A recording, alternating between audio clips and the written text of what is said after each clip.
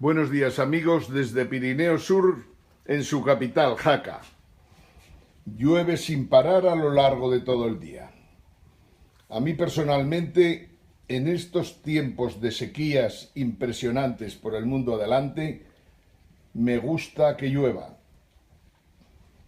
Porque en el fondo lo que nos puede deparar las sequías que estamos viviendo, lo que nos puede separar el deshielo del Ártico, lo que puede suponer que se junten las aguas procedentes del Ártico al mezclarse con las aguas procedentes del Golfo de México, nos vaticinan una época difícil para la humanidad y posiblemente una nueva edad de hielo. Mientras tanto, el mundo sigue avanzando. Os he preparado un cuadro muy interesante. Esta es la realidad, y no porque lo diga yo, sino sencillamente porque estamos viviendo en los últimos años, especialmente en el siglo XXI, aunque las ideas proceden de más allá, podemos remontarnos por descontado a Darwin. La realidad es que estamos viviendo en el siglo XXI un desarrollo tecnológico tan potente que lo está cambiando todo y que por lo tanto modifica completamente nuestra forma de vida. Vamos a volver a nosotros. Ahí tenéis el cuadro, ya podéis fotografiarlo y luego hay cosas muy interesantes hoy. Bien, vamos a hablar de a dónde ha ido a parar el poder, que no deja de ser un tema importante. Seguramente ninguno de vosotros habíais parado a pensar que el gobierno de Rajoy no tiene ningún poder, o mejor dicho, tiene unos poderes tan reducidos que prácticamente los podemos considerar nulos. Ya no digo los miembros de su gobierno. Por ejemplo, la ministra de Defensa. Jamás en la historia política de los últimos 200 años, es cierto que España se ha quedado en el siglo XVIII por lo menos, jamás se ha dado un caso de que un ministro de Defensa, o ministra en este caso, sea a la vez la secretaria general, teóricamente la persona con más responsabilidad en un partido político, como en este caso es el Partido Popular el más corrupto de toda su historia y especialmente el Partido Popular más corrupto de todos los partidos que existen en Europa en estos momentos. Pues bien, en los gobiernos, como sabéis, siempre hay varias funciones, o al menos a lo largo de los últimos 200 años, había varias funciones muy importantes. Una era la política exterior, otra era la política de defensa, otra por descontado el área de la economía, especialmente sus relaciones con otros países, en este caso con Europa, y fundamentalmente con eso los países con un presidente de gobierno juicioso, con sentido común, con conocimientos mínimos, podía salir adelante. Ahora bien, cuando tienes en interior, cuando tienes, en el caso de España, en justicia, cuando tienes en exteriores o en defensa gente incompetente, completamente incompetente, que no conoce los cambios que se han producido en el mundo en los últimos años, especialmente, como digo, de 2000 a 2016, ni tienes gobierno, ni tienes poder, ni tienes nada. Solo puede ocurrir que esté el país, 46 millones de españoles, perdiendo el tiempo, en especial los jóvenes, aunque también los maduros, por descontado. Os decía que íbamos a hablar de a dónde ha ido a parar el poder, porque realmente es un tema serio. Nos encontramos con que los gobiernos, los parlamentos, los propios votantes, los sistemas electorales, no tienen maldito sentido en el momento actual. Entre otras cosas, porque el mundo ha cambiado. Hubo un momento en que los políticos que estaban en los parlamentos alemanes, inglés, francés, español, los políticos estaban lo suficientemente preparados como para ver cómo iban evolucionando las cosas en su país y en el mundo, y de alguna forma podían ir por delante de los acontecimientos, de cómo iba evolucionando la tecnología, de cómo cambiaba la sociedad y demás. En estos momentos eso ya no existe. Nuestros políticos son a todos los efectos analfabetos totales cuando hablamos de poscapitalismo, cuando hablamos de biotecnología, cuando hablamos de inteligencia artificial, cuando hablamos de robots, etc. Y es muy importante que sepáis esto, especialmente los jóvenes. Insisto, nuestros gobiernos no están a la altura de las circunstancias, no están a la altura de lo que va a pasar en los próximos tiempos, pero no dentro de años, no, mañana mismo, la próxima semana, van a cambiar cosas, nuestros gobiernos no se enteran de nada. Nuestros gobiernos son una pandilla de inútiles que en el fondo ni siquiera se dan cuenta de su ineptitud, su inanidad, su capacidad para en realidad no hacer absolutamente nada. A mí lo que me preocupa cuando hablamos de todas estas cosas es, esto tiene que servir para algo, o sea, hablar de poscapitalismo como algo diferente al capitalismo y por descontado como un enemigo declarado del neoliberalismo e incluso de todos los ismos que ha habido a izquierda y derecha a lo largo de los últimos 200 años, hablar de poscapitalismo tiene que servir para algo. Hablar por descontado de los grandes cambios, de la importancia de los datos en la sociedad actual es muy importante y los jóvenes lo tienen que tener claro porque si no se pueden perder antes de tiempo. Todo ha evolucionado de forma tal que los jóvenes salen de sus carreras y normalmente no les sirven absolutamente para nada. Lo que es peor, la mitad de los jóvenes prácticamente en todo Occidente se encuentran con que después de haber hecho carreras de economía, ingeniería, abogacía, después de haber realizado másters, después de aprender idiomas, se encuentran en un mundo en el que, desgraciadamente, las propias empresas están desapareciendo a una velocidad que asusta. O sea, estar estudiando en la universidad y pensar, ¿a dónde iré yo el día que termine esto? ¿Qué puedo hacer para mejorar los niveles que he aprendido en la universidad? Los jóvenes tienen, en realidad, unas preguntas con difícil respuesta. Y no obstante, vamos a intentar ayudarles un poco en la medida que podamos. Es evidente que si miran a derecha e izquierda, a cualquier tipo de sector se encontrarán con que están desapareciendo empresas muy importantes que habían vivido prácticamente 100 años en España. No entenderán por qué estas empresas desaparecen. Ya no estoy hablando de las grandes empresas siderúrgicas que hubo en el pasado, ni las grandes empresas textiles, ni estoy hablando del sector naval que desapareció prácticamente en los años 80. No estoy hablando de eso, estoy hablando de las empresas que han quedado después. O sea, en aquel momento el 30% del sector industrial español desapareció, al igual que en otros países europeos. Todo con una lógica aplastante y ya lo hemos comentado aquí. Pero es que a partir del 2007 el sector industrial español ha vuelto a caer otro 30%. Por lo cual nos quedamos hoy día en que prácticamente el peso del sector industrial en la economía española es escasamente el 14%. Y siguen cayendo empresas.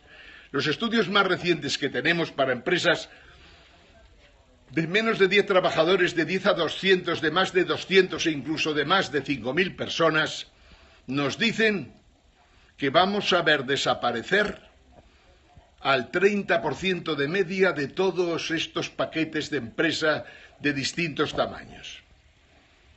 Y vamos a ver también la extinción de los bancos, de los grandes bancos existentes en Europa y por descontado en España. Cuando el día de mañana, dentro de 2 años, 3, 4, me digáis, ¿qué ha pasado? Tenía usted razón cuando decía que el Santander, el BBVA, el Popular, el Sabadell, iban a caer. Y lo digo, pero no porque sea un adivino, ni porque tenga una bola, ni porque tenga nada, sino sencillamente porque el mundo está cambiando a una velocidad tal que los dirigentes de los bancos, que los dirigentes de las grandes empresas de comunicaciones, que los dirigentes de las grandes empresas, por decirlo de alguna manera, que están en sectores en los que la tecnología se ha disparado y ellos no se han enterado, esas empresas van a desaparecer. No tiene sentido su continuidad. Incluso mantenerlas es un grave hándicap ya para la economía española. Por lo tanto, los jóvenes cuando van a empezar sus carreras, ¿a dónde se dirigen? ¿Qué es lo que va a pasar en el futuro? Pues va a pasar una gran transformación tal y tan grande que seguramente, si no eligen bien lo que van a hacer, encontrarán serios problemas para trabajar en el futuro. Y estoy hablando no solo en países, por decirlo de alguna manera, de la órbita capitalista o liberal. No, estoy hablando de países por descontados en los que en su día el comunismo funcionaba, en dictaduras y en democracias más o menos fuertes en los momentos actuales. Los jóvenes tienen que saber hacia dónde se encaminan.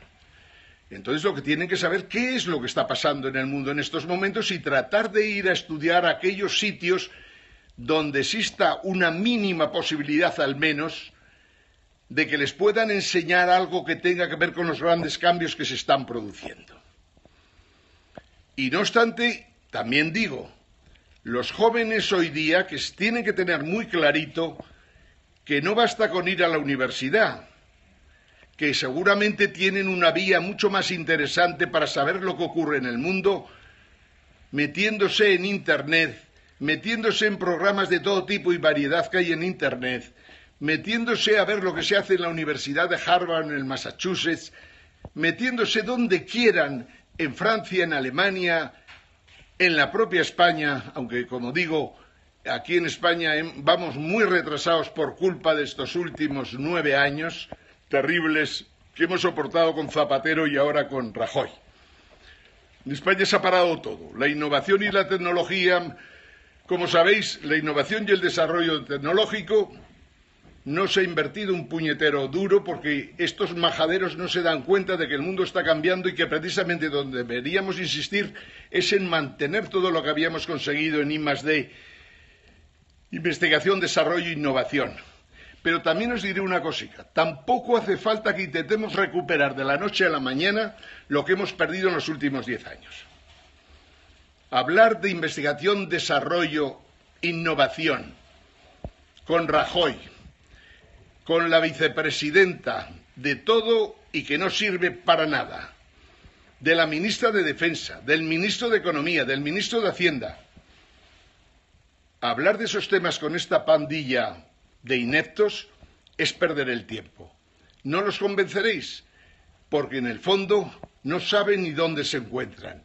Consideran que si se mantienen 6 meses en el gobierno, pues 6 meses que han tenido un sueldo interesante y posiblemente crean que podrán mantener una renta vitalicia cuasi cuando salgan de los ministerios, dada la edad que tienen. Pero se equivocan. Llegará un momento que tampoco los funcionarios que han ejercido de ministros podrán cobrar pensiones o encontrarán, digamos, las puertas correderas esas que les permiten pasar de la política al mundo empresarial y sobrevivir ahí en consejos en los que no hacen absolutamente nada. También eso se les va a acabar, porque el mundo está cambiando impresionantemente. Digo que cuando los jóvenes que entran en la universidad en estos momentos, o cuando los jóvenes más jóvenes todavía, que están, digamos, en la enseñanza básica, la enseñanza media, los jóvenes pueden utilizar Internet. Y utilizar Internet quiere decir que puedes desarrollar tu cerebro en Internet. solo o acompañado. En Internet todo es factible y todo posible en estos momentos. Y estoy completamente convencido que aprenderán allí muchísimo más de lo que pueden aprender en las universidades españolas o incluso, me atrevería a decir, en la media de las universidades europeas, incluso americanas. Hoy día la universidad no forma verdaderamente a los jóvenes. Los jóvenes tienen que ser capaces de aprender casi, me atrevería a decir, por sí mismos. Quizás es necesario, en los años jóvenes, que los profesores tengan ya muy claro que tienen que enseñar a los jóvenes a utilizar el ciberespacio, a utilizar los ordenadores, a utilizar toda la información que tienen a su disposición, en la que se muestran todas las capacidades actuales del mundo civilizado. Y no hablo en broma. Cuando están hablando que ahora se busca el gran pacto de la educación, volvemos otra vez a las estupideces. Seguimos sin darnos cuenta que el mundo está cambiando encima de nosotros y la educación no puede ser la misma educación que ha habido en los últimos tiempos. Llegar a acuerdos para tener reválidas o no reválidas, llegar a acuerdos para que si se llevan deberes a casa o no se llevan deberes, llegar a acuerdos sobre si los profesores hoy día hacen una especie de MIR como hacían los médicos y que en realidad nos ha dado tan buenos resultados en España. Todo eso, en el fondo, hoy día no sirve para nada. No sirve para nada, salvo que todo el mundo, lo cual es muy complicado, tuviera conocimientos de lo que está pasando en los momentos actuales. Hay una docena de escritores, hay una docena de gente de bien que están mostrando a todo el mundo lo que está pasando y a dónde va. Pero es indudable que el mundo de la política no lo ha captado. No solo no ha captado, sino que hoy día sobran completamente los parlamentos, ya no digo los parlamentos nacionales, sino los parlamentos regionales o los parlamentos de los landers. Todo el mundo sobra si no hay allí nadie que sepa exactamente lo que está pasando en estos momentos en cuanto a las grandes transformaciones y revoluciones tecnológicas, especialmente en media docena de campos, entre los que destacamos por descontados la época esta en la que se tratan datos por millones y millones de megabytes, se tratan datos a unos niveles que prácticamente o entiendes lo que está pasando o no puedes ayudar a nadie a hacer absolutamente nada. La educación hoy día, con todos los respetos a todo el mundo, pasa porque los profesores tengan una educación diferente. Quiero decir, se les prepare antes, incluso cuando van a empezar a hacer su carrera de profesorado, que 2 o 3 años incluso haya una especie de selección de la gente que vale para ser profesores. Una vez eso, trabajar con ellos seriamente, con gente que está de vuelta o que se da cuenta de lo que está pasando en estos momentos en el mundo. Y que por lo tanto encauza a los jóvenes el día de mañana, o sea, tras adquirir ellos la formación adecuada, encauzan a los jóvenes a que por sí mismos sean capaces de ir desarrollando sus cerebros a la velocidad que hace falta en estos momentos. Porque si seguimos con las técnicas actuales, podemos dar por descontado que volveremos a perder generaciones en lo que han aprendido no sirve absolutamente para nada.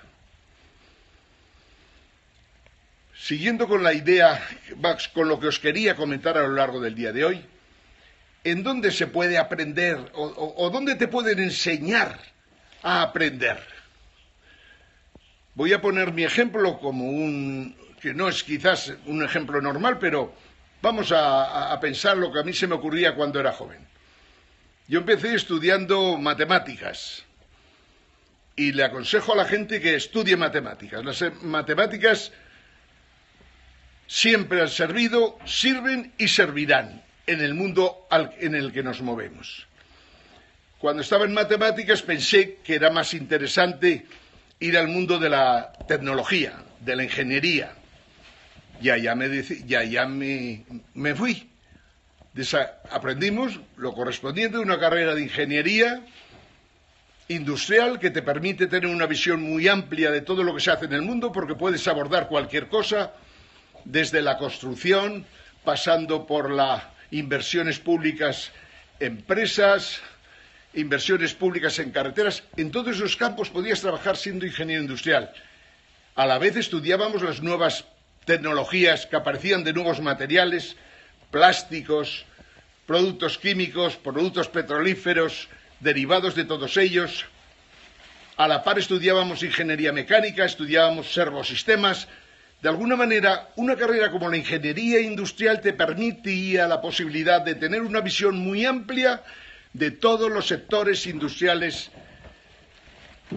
que cuando estudiábamos se desarrollaban a fondo. O sea, matemáticas, ingeniería. Posteriormente, por curiosidad, uno cree que la economía no se debe dejar de lado y en un momento determinado compartimos los estudios de ingeniería con los de economía. Siendo importante, cuando terminas la carrera te das cuenta de que tienes una visión teórica del mundo y lo que necesitas en realidad es una visión práctica. Y aquí os voy a dar un consejo que es honrado, honesto, sencillamente. Yo, cuando termino la carrera, pienso que hacer un máster en economía y alta dirección te puede permitir aprender a dirigir empresas privadas, empresas públicas, gobiernos, cualquier cosa que haga falta. Quiero decir, dirigir proyectos para ir a la Luna, para ir a Marte, dirigir proyectos de cualquier tipo y variedad. Estoy hablando, lógicamente, en los años 80. Y sin embargo, ¿qué es lo que en ese tipo de escuelas, en esos másters que se desarrollan en España y que están al máximo nivel del mundo en estos momentos, qué es lo que se hace allí que no se haga en otros sitios? Pues en realidad utilizan el método del caso, que no es que sea nada especial, pero el método del caso. En la medida que los casos que se estudian son casos actuales, en la medida que hoy día en los casos que se estudien trabajen con el poscapitalismo, trabajen con lo que llamo yo la religión de los datos, en la medida de que en esos sitios se den cuenta de que el capitalismo tal como lo habían entendido la gente que estudiaban en los 80 como yo, no tiene nada que ver con lo que está ocurriendo en estos momentos. En la medida que esos casos tocan esto, en la medida que se ve lo que ha sido la constitución o la creación de Wikipedia, en la medida que se ve cómo una enciclopedia con 26 millones de entradas es desarrollada por todo el mundo, todo aquel que quiere participar, participa, todo aquel que quiere hacer una aportación la hace y además gratuitamente. Cuando te das cuenta que en el mundo han cambiado las cosas tanto que incluso los ciudadanos están dispuestos a trabajar por el bien común de otros sin cobrar absolutamente nada, simplemente por mejorar las relaciones y por mejorar la información y formación de los demás, cuando en las escuelas de negocios te enseñan esto, son tan honestos y tan honrados como para defender un proyecto que no genera beneficios como generaba en el capitalismo anterior. Esas escuelas merece la pena ir a ellas si tienes la oportunidad. Estoy hablando de la Business School, el IES, de Barcelona o de Madrid, que utiliza, como digo, el método del caso, lo mismo que hacen en Harvard y en otras universidades que trabajan que trabajan en temas de dirección de empresas. Allí se aprende, por lo menos en un par de años, a tener una visión total de lo que está pasando en estos momentos, y ellos mismos han tenido que hacer un reciclaje total, una especie de regeneración de sus cerebros para poder seguir siendo profesores en los momentos actuales. Y creo que lo están haciendo bien. Una escuela de negocios que dando clases es capaz de sacar algo más de 100 millones de euros de ingresos en un año, hay que reconocer que funciona. Y si encima es capaz de invertir al año 20, 30 millones de euros en España, a la vez que invierte en otros países del mundo, quiere decir que ese puede ser un buen centro para tratar de aprender, sin condicionar para nada tu ideología ni condicionar absolutamente nada. Los jóvenes, insisto, hoy día tienen que intentar por sí solos resolver buena parte de su problema educativo. Pero centros como el IES que decía, pueden ser centros que les pueden echar una mano. Hay centros privados y públicos. Hay másters en que lo mismo que está haciendo aquí también lo hacen. Pero lógicamente unos destacan sobre otros. Hoy seguramente la mejor business school del mundo es la que os estoy comentando, que tiene sedes en Barcelona y en Madrid. Quizás sea lo mejor que tenemos en España en estos momentos, con un gobierno de imbéciles, por no decir de ineptos totales, en un momento en que las empresas de España no se han dado cuenta, estoy hablando de Telefónica, del Santander, de las empresas más importantes, no se han dado cuenta que tienen los días contados. En esta sociedad en la que ocurre todo esto, que las élites son un desastre total, incapaces de entender lo que pasa en estos momentos, en este momento los jóvenes tienen que saber exactamente dónde y qué pueden aprender. He dicho Internet siempre. En el año 2010-2011 yo personalmente había estudiado muchas cosas, había trabajado en muchísimas empresas, había estado en muchos países haciendo proyectos de todo tipo y variedad, y sin embargo en el año 2010 me doy cuenta de lo que está pasando. Veo por descontado que tenemos en España un presidente retrasado mental que se llama José Luis Rodríguez Zapatero, rodeado de gente inepta por todas partes, de género masculino y femenino. Me doy cuenta de que España, cuando tiene un presidente de gobierno de ese pelaje, puede sufrir las consecuencias muy seriamente. Y la verdad que me convierto en un cruzado contra el José Luis Rodríguez Zapatero. Tan cruzado, que consigo con un manifiesto que en el fondo ya no solo habla de José Luis Rodríguez Zapatero, sino de todos los que le rodean y que hoy todavía siguen en el Partido Socialista, lanzo un manifiesto diciendo que el socialismo está muerto y que no tiene solución posible. Esto lo digo en el 2010. En paralelo que digo esto, estoy diciendo también, lógicamente, que la política tiene que ir por otros caminos. Poco más tarde me doy cuenta que es lo mismo el Partido Socialista que el Partido Popular, solo que el Partido Popular es muchísimo más corrupto. Pero mientras tanto, mientras yo criticaba al Partido Socialista, como ocurre en este país, me abren todas las puertas de todas las televisiones para hablar mal del Partido Socialista. En realidad, no solo hablaba mal del Partido Socialista, ya en aquel momento se da uno cuenta de que el mundo en el que estamos está errado y que no tiene ningún sentido que España esté en el euro en esos momentos. Intento abrir brecha por ahí, intento abrir brecha diciendo que cuando los presidentes de los partidos políticos son corruptos hay que echarlos sin contemplaciones, y lo decía con Zapatero, y lo digo con mayor razón con Rajoy.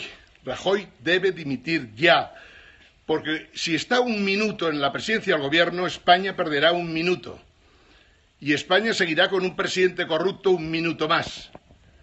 España no puede tener un gobierno de gente incompetente en un momento en que puede haber cambios trascendentales en Europa e incluso una espada de Damocles que nos meta en default de la noche a la mañana por las políticas que se están desarrollando en España. Sigo con las ideas que tenía antes de empezar a hablar hoy y que creo que merece la pena que conozcáis. Me temo que, como todo en la historia, ¿por qué en Roma se pasa de la república teóricamente democrática? ¿Por qué se pasa al imperio en Roma? Porque en aquellos tiempos el procesamiento de datos estaba mucho mejor centralizado que descentralizado. Y Roma tuvo la oportunidad, 400, 500 años, de dar mal y de hacer muchas cosas por el mundo, algunas muy interesantes en lo que afecta a los pueblos del Mediterráneo y a nosotros mismos.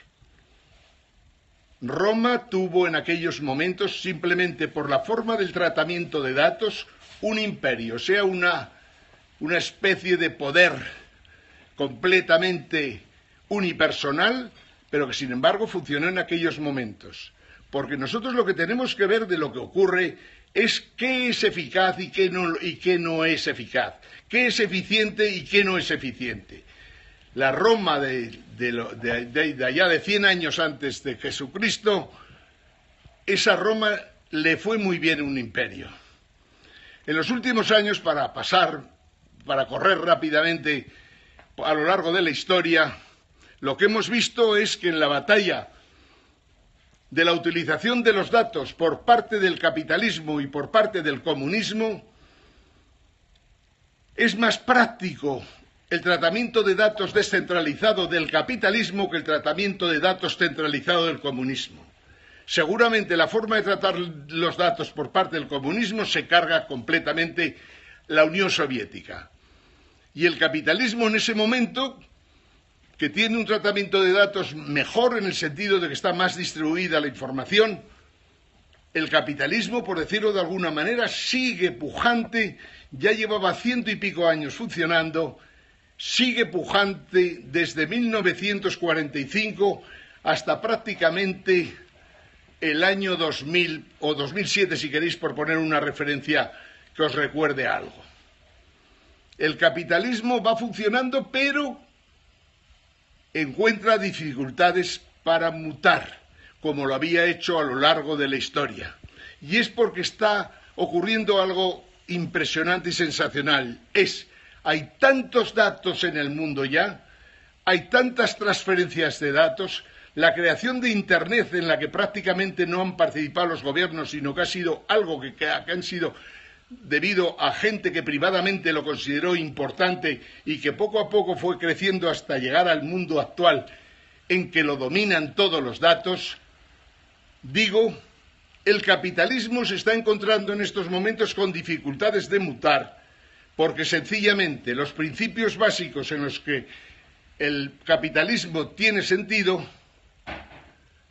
han ido cayendo poco a poco, pero a una velocidad impresionante.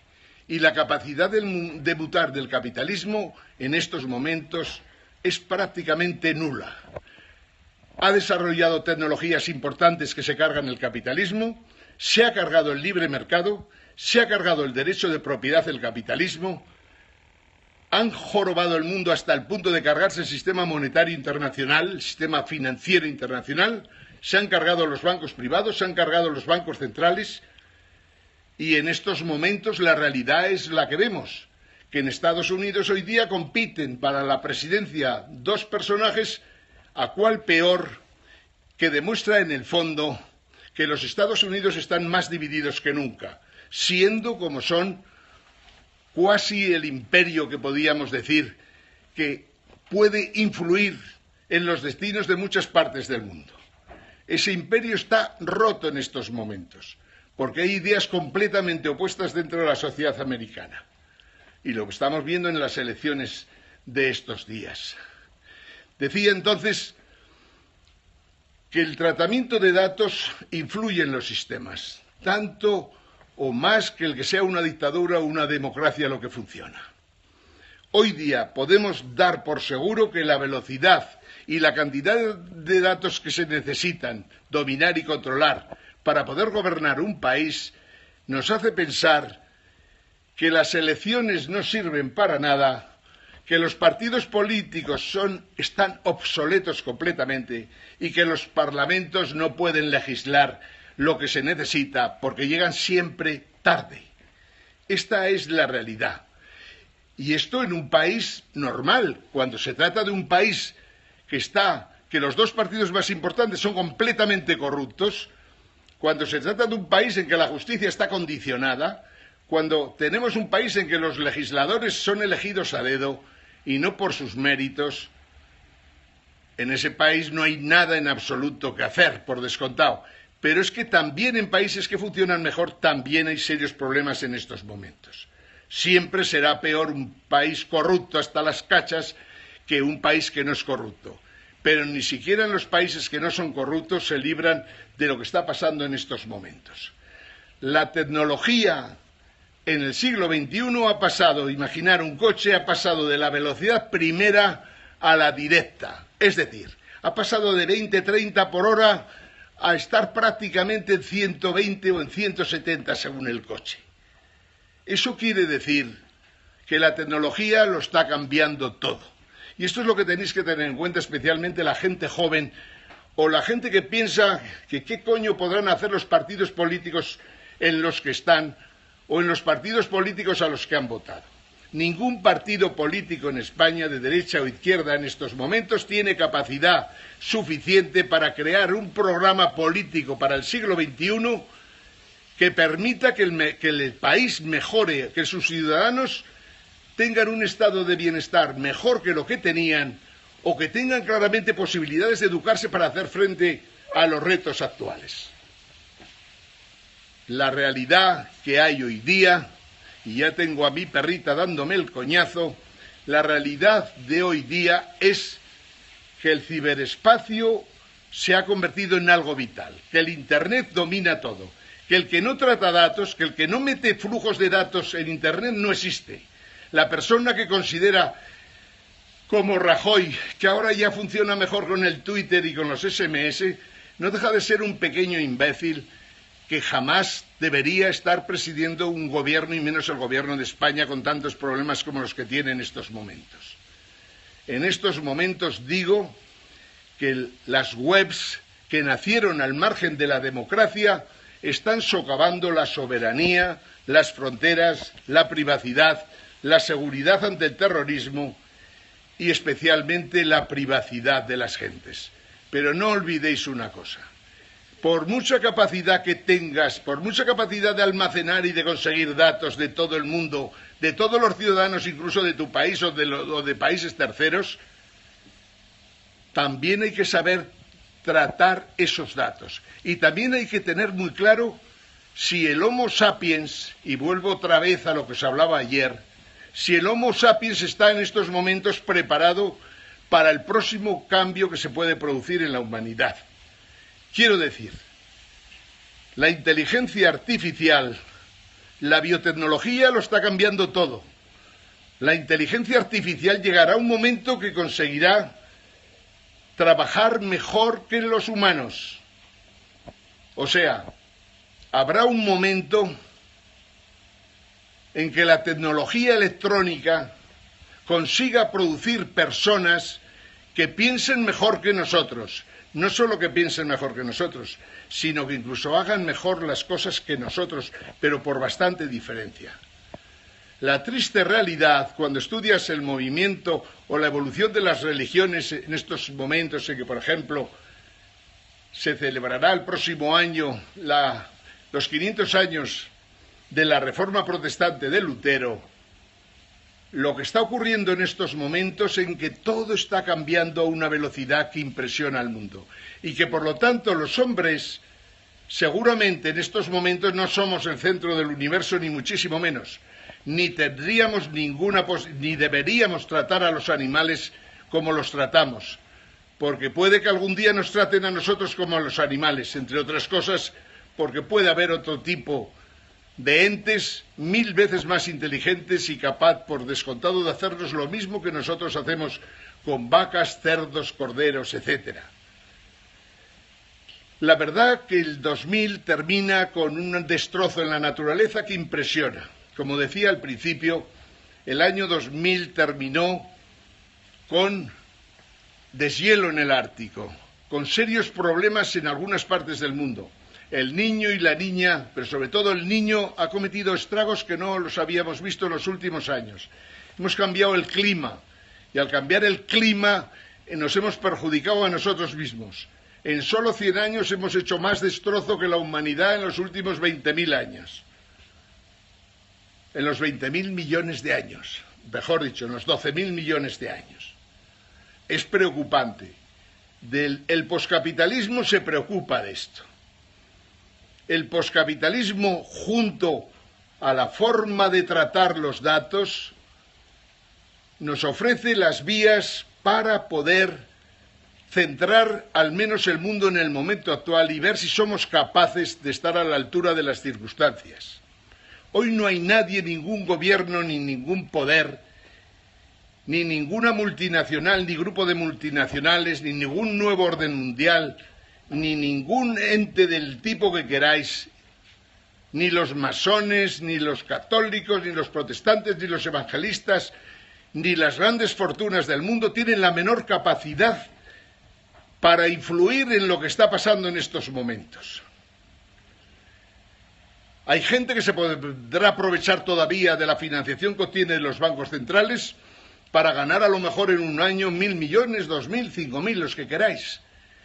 Puede que una cosa particular puedan conseguir, pero cambiar el curso de la humanidad, cambiar el curso de esta religión nueva que le llamo yo datismo, siguiendo, digamos, los esquemas de Turing o los esquemas de Harari, lo cierto es que todo está cambiando a una velocidad tal y tan grande que ni siquiera los más ricos del planeta tienen la menor capacidad para influir y llevarlo en una dirección u otra. Cuando en la historia de la humanidad se dan estos hechos, cuando nadie es capaz de cambiar lo que está ocurriendo y que sin embargo tú te puedes acercar para saber exactamente lo que pasa y tratar de influir en la medida de tus limitaciones, quiere decir que tenemos una oportunidad única en la historia. Una oportunidad única en que hasta con un poco suerte y con los desarrollos de la medicina, con el desarrollo de la biología, de la genética, con el desarrollo de las ciencias de las que estamos hablando en estos momentos, puede haber desarrollos tecnológicos tan impresionantes, como dice en su libro Harari, el Homo Deus. Puede haber cambios tan importantes, se puede aprender tanto que incluso se puede pretender por parte de algunos intentar ser una especie de Homo Deus, o sea, ser como dioses, porque quizás puede tener en este momento más sentido que lo ha tenido nunca. Las religiones tradicionales teístas, monoteístas, judaísmo, islam, cristianismo, nos han situado siempre como centro del universo. Y hoy pienso, tras darle muchas vueltas, que posiblemente es un error impresionante a la vez que es una completa falsedad.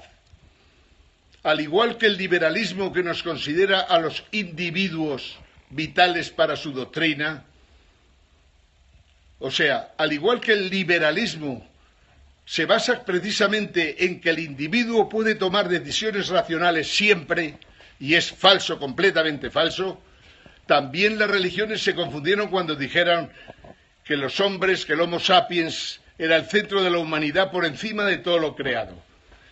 Y lo estamos viendo y lo veremos más todavía.